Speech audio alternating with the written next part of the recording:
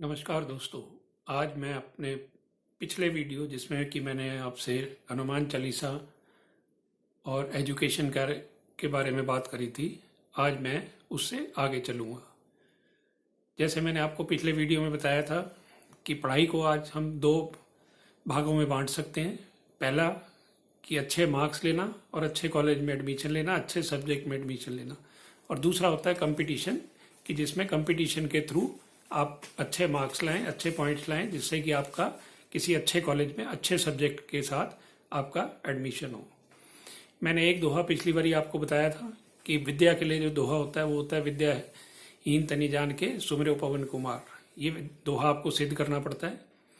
आज मैं आपसे बात करूँगा आगे कंपटीशन के लिए, बट उससे पहले विद्या जब भी हम शुरू करते हैं, मैंने आप जो लास्ट लेक्चर छोड़ा था वो छोड़ा था कि आज की डेट में जो लड़ाई लड़ी जाती है वो कलम से लड़ी जाती है। पेन के मैंने आपको रंग बताए थे, गोल्डन और रेड या रेड और गोल्डन। अब पेन से हमने सबसे पहले क्या लिखना है? जब भी हम अपनी कोई नई पुस्तक पढ़ते हैं या कोई नए नोट्स बनाते हैं, जब भी आप कोई चीज़ लें तो सबसे पहले गणेश जी को याद करें। वो हमारे आदि देव हैं। सबसे पहले गणेश जी को प्रणाम किया जाता है। ओम गणेशाय नमः। मैं आपको ये मंत्र आपको कहीं भी मिल जाएंगे, बट मैं आपको वैसे दिखाता जा रहा हूँ कि आप इन मंत्रों का सबसे पहले उच्चारण करें। सबसे पहले इनको जो है हल्का इनका जाप करें, ओम गणेशाय नमः। इसके बाद में जो हमारा अगला मंत्र होता है, हमारी जो विद्या की देवी हैं वो हैं सरस्वती, तो इसका हम मंत्र का जाप करते हैं, ओम सरस्वती महाभागे विद्ये कमल लोचने विद्या रूपे विशालाक्षी विद्याम दही नमोस्तुते। ये मंत्र आपको कहीं भी किसी भी उसमें मिल जाएंगे, किताब में या किसी भी पंडित जी से जो आपके आसपास है उनसे आप पूछ सकते हैं। अब जो हमारा सारा संचालन होता है वो ग्रहों की वजह से होता है, और जैसे मैंने पिछली बार आपसे मंगल के बारे में बात करी, आज मैं आगे जो पढ़ाई के अंदर हमारे कौन कौन से ग्रह होते हैं उनके बारे में बात करूँगा। तो उससे पहले हम नवग्रह को भी प्रणाम करते हैं। ब्रह्मा मुरारी क्षत्रिप्रांतकारी भानु शचि भूमि सुतो बुधुश्चय गुरुश्च शुक्र शनि राहु केतु कुर्वन्तु सर्वे मम सुप्रभातम। ये हमारा नवग्रह मंत्र होता है। अब हमने लास्ट टाइम जो पढ़ाई के लिए दोहा आपको बोला था वो था, बुद्धिहीन तनि जान के सुमिरो पवन कुमार बल बुद्धि दीनो मोहि हरहु क्लेश विकार। आज हम बात करेंगे कंपटीशन की। अब सबने वही विद्या पढ़ी होती है, वही थ्योरी पढ़ते हैं, वही सब्जेक्ट पढ़ते हैं, बट कंपटीशन के अंदर कई बारी जो आप एहसास करेंगे कि चारों आंसर भी ठीक लगते हैं। आपको सबसे पहले चार में से एक आंसर चुनना होता है जो मल्टीपल चॉइस क्वेश्चन आते हैं, और उसके बाद जो सबसे बड़ी जो तलवार होती है वो होती है कि आपकी नेगेटिव मार्किंग। तो आपको बहुत ही सोच समझ के साथ अपने सवालों का जवाब देना पड़ता है। तो कंपटीशन की तैयारी बिल्कुल डिफरेंट होती है थ्योरी में मार्क्स लेने की बजाय। इसके लिए जो हम दोहा सिद्ध करते हैं वो है, विद्यावान गुणी अति चातुर राम काज करिबे के आतुर। तो ये दोहा हमने सिद्ध करना है, और जब हम ये दोहे सिद्ध कर लेते हैं और पढ़ाई शुरू करने लगते हैं, उससे पहले भी हम फिर से प्रणाम करते हैं। हमारी शक्ति की देवी हैं, दुर्गा देवी हैं। उनका एक मंत्र है, सर्वा बाधा विनर मुक्तो धन धाने सुतान्वित मनुष्यो मत प्रसादेन भविष्यति न संशया। ये मंत्र बहुत सी चीज़ों में इस्तेमाल होता है, बट मैंने अपने पर्सनल अनुभव से इसको विद्या के अंदर बहुत अच्छा इस्तेमाल किया है और बड़े अच्छे इसके मुझे रिजल्ट मिलते हैं। मैं जो भी चीज़ें आपके साथ वीडियोस में शेयर करता हूँ वो मेरे अपने पर्सनल व्यू हैं, किसी के ऊपर कोई बाइंडिंग नहीं है, और ये सिर्फ एक मैं जो अपने तजुर्बे से किसी के उसमें अच्छा अगर कुछ कर पाऊँ उसके लिए मैं आपको बता रहा हूँ। इसके अंदर आपकी और मेरी कोई लीगल बाइंडिंग नहीं है, कोई आपका और मेरा लेन देन नहीं है।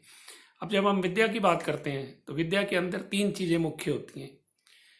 पहला चीज़ मन लगा के पढ़ना, दूसरा होता है उसी पढ़ाई को बड़ी इंटेलिजेंस के साथ अपनी बुद्धि में याद करके रखना, और तीसरी चीज़ होती है कि जब भी हमें उस विद्या से जुड़ा हुआ कोई क्वेश्चन आता है, जब सवाल आता है, तो उसका अपने विवेक का इस्तेमाल करते हुए उसका जो बिल्कुल परफेक्ट आंसर है वो देना। ज्योतिष के अंदर हम इनको तीन चीज़ों में लेते हैं। मन होता है चंद्रमा, तो मून को लिया जाता है। दूसरा जो हमारी बुद्धि होती है उसके लिए मरकरी को लिया जाता है, बुध को।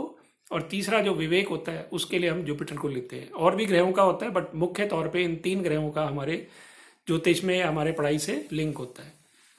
आपने सुना ही होगा, जाना भी है, और जो सच्चाई भी है कि आपकी जो सबसे पहली गुरु होती है वो आपकी माँ होती है। चंद्रमा माँ है। माँ आपको 10-12 साल तक पूर्ण रूप से ज्ञान देती है। आपको हर चीज़ का खाना पीना, पढ़ना लिखाना, कलम पकड़ना, कपड़े पहनना, हर चीज़ जो भी है उसका ज्ञान माता देती है, और ज़िंदगी भर भी आपको अपने तजुर्बे से, अपने ज्ञान से वो आपको देती रहती है। उसके बाद हमारी, जब हम थोड़े बड़े हो जाते हैं तो हमारी बुद्धि विकसित होती है। अगर वो अच्छे कार्य से, अच्छे ढंग से आप करेंगे तो सुबुद्धि का काम करेगी। अगर आप किसी गलत कामों में लगेंगे, गलत लोगों की राय लेंगे, तो वो कुबुद्धि में बदल जाती है। तीसरी चीज़ होती है हमारा विवेक, कि हम जो भी कुछ मन लगा के पढ़ रहे हैं और जो हम अपनी इंटेलिजेंस से अपने गेन कर रहे हैं उसको हम हर जगह पे कैसे अप्लाई करें।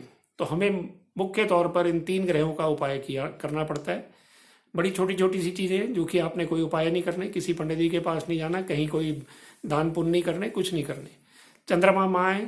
चंद्रमा जो है जल होता है, चंद्रमा दूध है। हमारे शरीर के अंदर 70% वाटर होता है, हमारे खून के अंदर 70% ब्लड है। तो हमारा जो सारा संचालन चल रहा है वो चंद्रमा की वजह से चल रहा है। तो आपको प्योर जल पीना चाहिए। अब जल के अंदर चंद्रमा की चीज़ चांदी होती है, तो आपके घर में जो भी पानी की बोतलें हैं उसके अंदर आप चांदी के सिक्के डाल सकते हैं। ये हर कोई पी सकता है, किसी के लिए हमें किसी की जन्मपत्री देखने की जरूरत नहीं है। चंद्रमा हर एक का बलि होना चाहिए। तो चांदी का पानी पिएं। सफ़ेद चीज़ों का इस्तेमाल करें, जैसे दूध हो गया। काली चीज़ों का इस्तेमाल ना करें, काले वस्त्र ना पहने, खास तौर पे नाभि से ऊपर काले वस्त्र ना पहने, क्योंकि चंद्रमा हमारी छाती का, मन का भी कारक होता है। उसके बाद काली कोल्ड ड्रिंक्स ना पिएं। दूसरा जो हमारा ग्रह है वो बुध है, मरकरी। मरकरी जो है हमारी वनस्पति होती है, तो आपने हरी सब्जियां खानी है, तुलसी के पत्ते खाने हैं, और अपनी बुद्धि को किसी भी जो आपके कार्य से या विद्या से जुड़ी हुई नहीं है उसकी तरफ भ्रमित नहीं होने देना। तीसरा जो मैंने ग्रह बताया वो आपका है बृहस्पति। बृहस्पति गुरु होता है, आपके बड़े होते हैं, आपके बुजुर्ग होते हैं। तो बड़ों का आशीर्वाद लेना, बुजुर्गों का आशीर्वाद लेना, अपने जो आपके गुरु हैं, टीचर हैं, अध्यापक हैं, उनका सम्मान करना। गुरु की चीज़ें होती हैं जो हमारे घर में आमतौर पर इस्तेमाल होती हैं, वो है केसर, हल्दी। तो हल्दी का दूध पीना, केसर का दूध पीना। उसके बाद केसर का तिलक लगाना। केसर को आमतौर पे 4 जगह पे लगाया जाता है। सबसे पहले हमारे माथे के बीच में। इसको लगाने से गुरु कृपा से हमारा जो ब्रेन होता है वो हर चीज़ की अच्छाई और बुराई को नाप तोल के अच्छे ढंग से उसका इस्तेमाल करता है। दूसरा हम लगाते हैं जुबान के ऊपर, तीसरा हम लगाते हैं गले के ऊपर। जब हम जबान और गले के ऊपर लगाते हैं तो ये हमारी वाणी को कंट्रोल करता है, जो कि आपको आने वाले समय में इंटरव्यू में काम आएगी। उसके बाद हम लगाते हैं नाभि पे, जो कि हमारे शरीर का बैलेंस है, हमारे तत्वों का बैलेंस है, और जो इवन हमारी अगली पीढ़ी तक भी जाता है। और नाभि जो होती है वो हमारे ज्योतिष वाइज 5वां घर होता है, और 5वां घर होता है हमारी हायर स्टडीज़ का। चौथा घर होता है आपकी स्कूल तक की स्टडी, और 5वां घर होता है स्कूल से आगे कॉलेज तक की, अंडर ग्रेजुएट तक की स्टडी। इसके बाद आजकल बड़ा कट थ्रोट कंपटीशन है, हर सब्जेक्ट के लिए कंपटीशन है। तो उसके अंदर आपकी, मुझे मालूम है हर कोई आपकी मेहनत करता है, हर कोई ट्यूशन भी लगाता है, हर तरीके से माँ बाप अपने बच्चों के ऊपर पूर्ण रूप से ध्यान दे रहे हैं, पैसा भी खर्च रहे हैं, समय भी खर्च रहे हैं, और उनको बड़ी उम्मीदें होती हैं। सब बच्चे पढ़ते हैं, बट कुछ चीज़ों में आप औरों से कैसे निकल सकते हैं, आगे निकल सकते हैं, उसके लिए आपको कुछ अलग से मंत्रों का ध्यान रखना पड़ता है। वो डिपेंड करते हैं कि आप कौन से सब्जेक्ट में आगे जाना चाहते हैं, कौन सी लाइन में जाना चाहते हैं। जैसे अगर आप मेडिसिन में जाना चाहते हैं तो आपको सूर्य का मंत्र करना पड़ेगा, ओम ह्रां हरि हरों सह सूर्याय नमः। ये बहुत बड़ा विषय है, आने वाले समय में हो सका तो मैं सब्जेक्ट वाइज भी आगे एक विद्या के ऊपर आपके साथ अपने जो विचार हैं वो शेयर करूँगा। धन्यवाद।